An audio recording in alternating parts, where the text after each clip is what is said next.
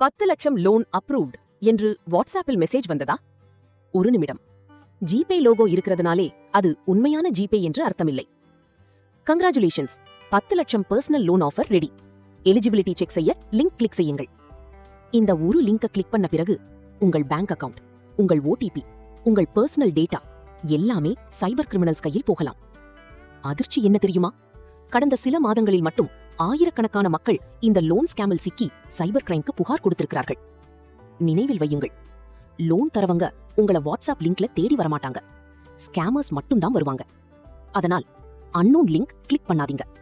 OTP share பண்ணாதீங்க. GPay logo பார்த்து நம்பாதீங்க. வெரிஃபை பண்ணுங்க.